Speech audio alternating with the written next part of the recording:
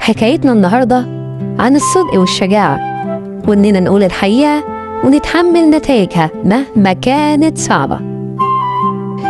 حكايتنا النهاردة عن ولد اسمه زين كان شقي شوية، الحقيقة شويتين 3، وما كانش بيسمع كلام أي حد، ويومه كله عبارة عن شقاوة وجري ولعب وتنطيط، هنا حبة وهنا حبة وهنا حبة.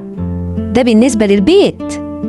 أما المدرسة فما كانتش تختلف كتير، نفس الشقاوة ونفس اللعب والتنطيط. في مرة من المرات قرر إنه هيعمل حاجة مختلفة. النهاردة مش هنزل الفسحة، النهاردة أنا هلعب في الفصل لوحدي. فعلا استنى لما أصحابه كلهم نزلوا وعمل حاجة غريبة. طلع الكرة بتاعته من شنطته وبدأ يلعب بيها ويشوطها يمين وشمال، فرحان ومبسوط. ايه ده؟ يا خبر أبيض، اللوحة اتكسرت، أكبر لوحة في الفصل. يا ترى هعمل ايه؟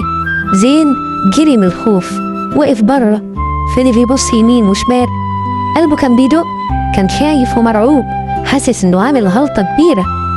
وقف واستخبى وسط زمايله وكأنه ولا حاجة حصلت. بعد شوية وهو واقف بعيد شاف مليكة زميلته وهي داخلة الفصل عشان تاخد حاجة من شنطتها. في نفس اللحظة اللي دخلت فيها مليكة للفصل، أبلة ابتسام دخلت وراها.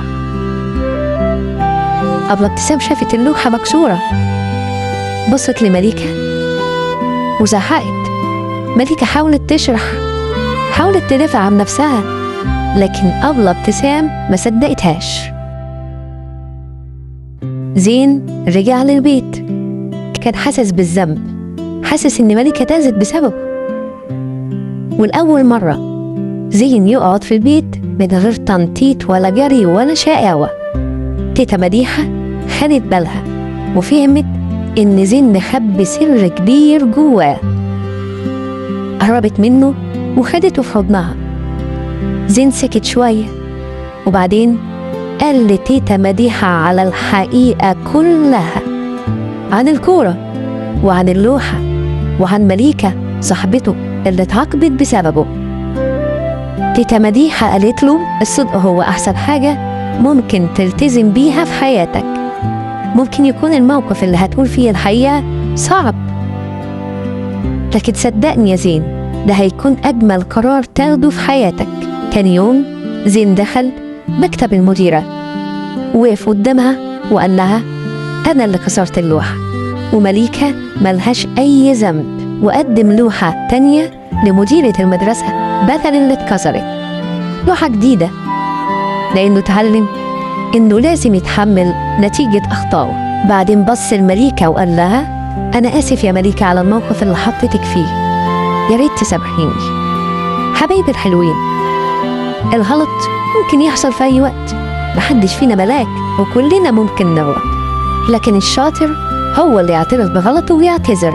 ولازم نعرف إن الصدق شجاعة، والحقيقة مهما كانت صعبة بتخلي القلب يرتاح.